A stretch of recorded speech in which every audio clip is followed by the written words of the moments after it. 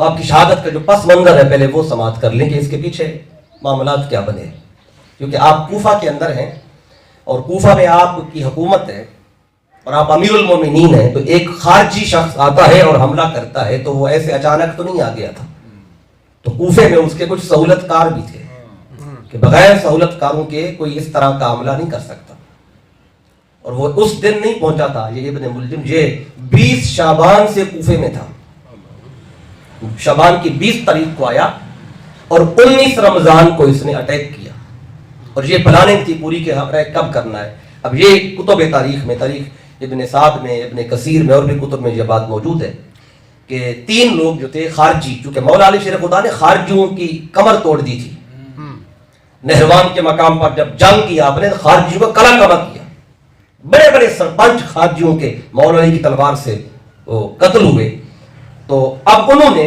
خارجیوں نے پھر پلان کیا، تو 3 لوگ تھے جنہوں نے مکہ معظمہ میں یہ عہد کیا، تینوں نے مل کر، ان میں ایک بندہ تھا عبد الرحمن ابن ملجم مرادی، اور دوسرا تھا ابرک بن عبداللہ التمیمی، اور تیسرا تھا عمر بن بکیر التمیمی۔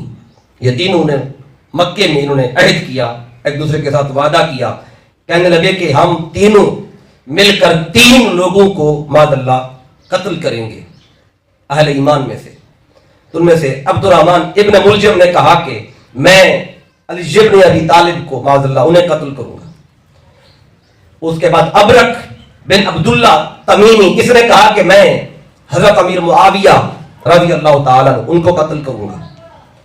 پھر عمر بن بکیر التمیمی، اس نے کہا کہ میں عمر بن العاص رضی اللہ تعالیٰ عنہ جگہ کے صحابی ہیں ان کو قتل کروں گا۔ ان 3 کو کہتے قتل کر دیں تو پھر امن قائم ہو جائے گا۔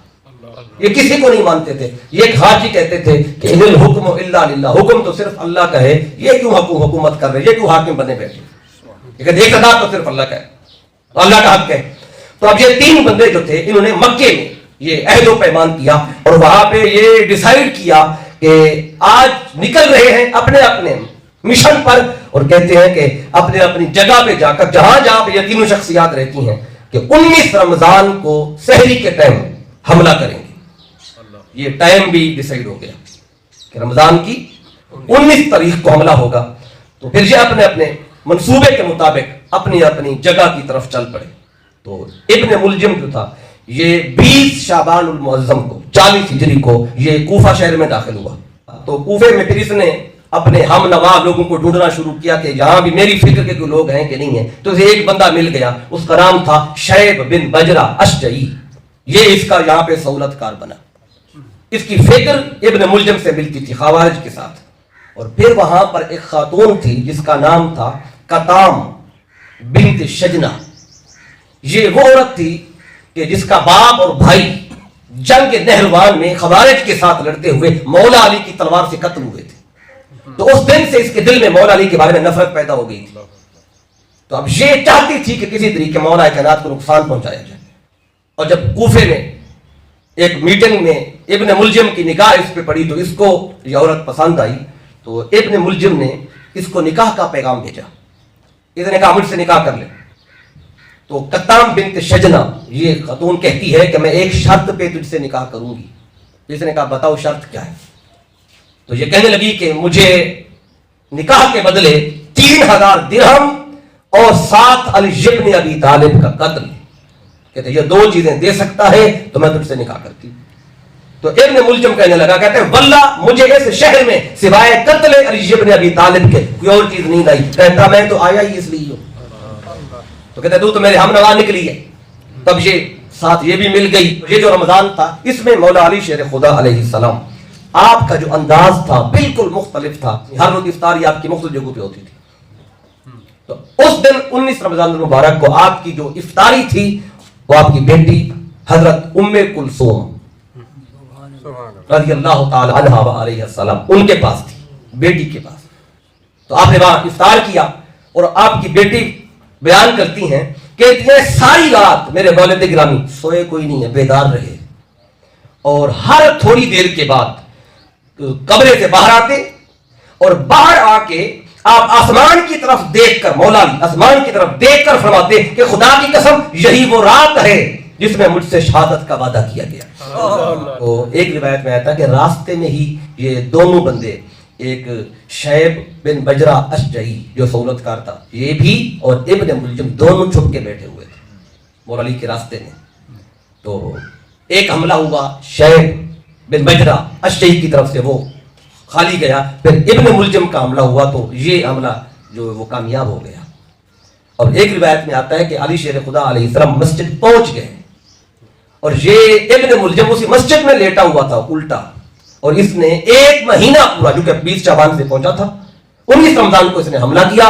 तो एक महीना पूरा इसने अपनी तलवार को जहर में भिगो के रखा, जहर आलूद किया था तलवार को। तो ये उस रात तलवार अपने आगे यहाँ पे रख के सीने पे उल्टा लेटा हुआ था मस्जिद के अंदर। मौला अली आए और आपने अपने पांव से इसको ऐसे हरकत दी, कहा कि उठ, नमाज का टाइम है।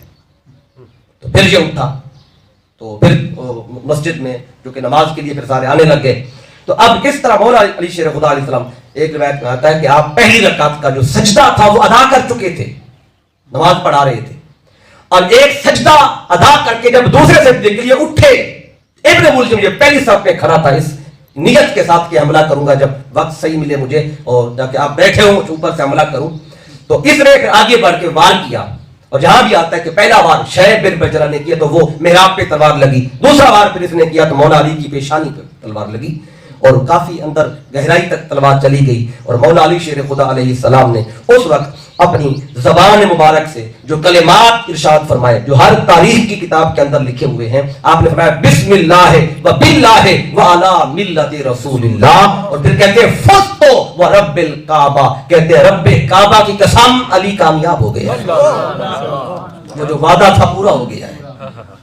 हालत नमाज में सजदा है, रात की नमाज में दाढ़ी खून से तर हो गई, और आप सजदे दूसरे सजदे पे लौट के जो बैठे थे, तलवार लगी तो आप साइड पे हो के बैठ गए, वे दोबारा उठ नहीं सके। तो हसन मुज्तबा अलैहिस्सलाम को इशारा किया, पीछे खड़े थे, वो आगे आकर उन्हें जमात मुकम्मल करे, आपने बैठ के बकिया नमाज पढ़ी। फिर शैब बिन बजरा अशजई तो वो भाग गया और इब्न मुलजिम को पकड़ लिया गया। तो मौला अली शेर खुदा ने फौरन फरमाया कि जो मेरा कातिल है इसे अभी कत्ल न कर देना, अगर मैं हयात रहा इस जर्ब के बाद तो इसका फैसला मैं खुद करूंगा, इसे माफ करना है या किसास में कत्ल करना है। अगर मेरी शहादत हो गई तो फिर तुम जो फैसला करना हो कर लेना। इब्न मुलजिम को कैद में डाल दिया गया, और मौला अली शेर खुदा 19, 20 और 21 रमजान 3 दिन तक आप उस जख्मी हालत में रहे, और खून इतना जारी था, इतने तबीब मंगाया गए। तो ये हंसता था बदबख्त इब्न मुलजिम, कहता जितने तबीब बुला लो, तो मैंने जो तलवार मारी है ये 1 महीना मैंने जहर में रखी थी, ये अब बच नहीं सकते। आपकी वसीयत थी कि मेरे बेटो कि मेरी तदफीन कर देना, और तदफीन जहां पर करो उस जगह को पोशीदा रखना, मेरी कब्र को पोशीदा रखना। और ये आपका जनाजा इमाम हसन मुज्तबा अलैहिस्सलाम, आपने जनाजा पढ़ाया, और हजरत इमाम हसन, इमाम हुसैन और अब्दुल्ला बिन जाफर अलैहिस्सलाम तीनों ने मिलकर मौला कायनात को गुस्ल किया, और बड़े बेटे ने हसन मुज्तबा अलैहिस्सलाम जनाजा पढ़ाया। और फजर से नमाज पढ़ के लोग अभी वापस नहीं आए थे कि मौला अली की तदफीन कर दी गई थी, और आपने फरमाया था कि मेरी कब्र को पोशीदा रखना। क्यों पोशीदा रखना, उसकी वजह भी बताई थी कि फरमाया मैं उम्र भर मैंने जंगें लड़ी हैं, और मेरी तलवार जुल्फिकार से 40,000 लोग जहन्नम हासिल हुए हैं, और मेरी जिंदगी में कोई मुझसे बदला नहीं ले सका। ऐसा ना हो कि बाद मेरी कब्र की कोई बेहुरमती करे, मेरी कब्र को पोशीदा रखना। और अपने बेटों से फरमाया था, मेरे बेटो फला जगह पे जाना, एक पत्थर मिलेगा तुम्हें, जब उस पत्थर को उठाओगे उसके नीचे से नूर की शुआएं निकलेंगी, और तुम्हें उसके अंदर बनी हुई कब्र मिलेगी। कब्र खोदने की भी जरूरत नहीं है, मौला अली की करामात में से है। बस तुमने मुझे वहां जाके दफन करना है, फिर मिट्टी रख के पत्थर उसी तरह रख देना है, ना किसी को खबर होगी यहाँ पे कौन है। तदफीन कर दी गई, किसी को नहीं बताया गया। वक्त गुजरता रहा, घर वालों को पता था कि मौला अली की कब्र कहाँ पे, बाकी किसी और को पता नहीं था। चलते चलते दौर आया खलीफा हारून रशीद का, और वो शिकार के लिए निकला, हिरनियों का शिकार करता था। एक दिन निकला जंगल में, क्या देखता है कि हिरनियां हैं बड़ी खूबसूरत, कुत्ते इसके पास शिकारी थे बड़े खास, इसने कुत्ते भगाए, हिरनियों के पीछे भागे। हिरनियां भागते भागते एक टीला सा था, उस पर कुछ झाड़ियां थी, वहां जाके बैठ गई। कुत्ते झाड़ियों के पास जाके रुक गए, करीब नहीं गए। वो हैरान हो गया कि कुत्ते झाड़ियों तक तो जाते हैं, आगे हिरनी पास बैठ गया था, आगे नहीं जाते। 2-3 दफा ऐसे हुआ, कुत्ते पीछे वापस गए, हिरनियां फिर निकली, फिर कुत्ते भागे, फिर वो आके वहीं पे बैठ गई। جیسے کہتی ہوں اب آپ پکڑ لیں. کتے کی طرف دیکھتی بھی تھی اور کہتی آگے بڑھ ذرا. کتوں کی ہمت نہیں ہوتی آگے جانے کی. تو خلیفہ بڑا پریشان ہوا کہ آج پہلی دفعہ یہ منظر دیکھا ہے. تو اس نے اس علاقے کے بڑی عمر کے جو بابے لوگ تھے جن کی عمر کوئی 100 سال یا 80 سال تھی, بڑی عمر کے لوگ جو پرانی یاداشت والے, ان میں سے کسی کو بلایا کہ بتاؤ بھی یہاں پہ کیا مسئلہ ہے. انہوں نے کہا ہمیں خبر ملی ہے کہ یہاں پہ مولا کائنات مولا علی شیر خدا علیہ السلام یہ ان کا یہاں پہ مزار ہے. تو خلیفہ کہتا ہے ٹھیک ہے مان لیتا ہوں ان کا مزار ہے, لیکن یہاں ہرنیاں جا کے بیٹھتی ہیں تو کتے قریب کیوں نہیں جاتے؟ یہ بات سمجھ میں نہیں آتی. اس نے کہا بابا نے کہا اگر یہ بات سمجھنی ہے تو پھر ان کے خاندان سے پوچھ رہا, یہ گھر کا بندہ ہی بتائے گا تمہیں.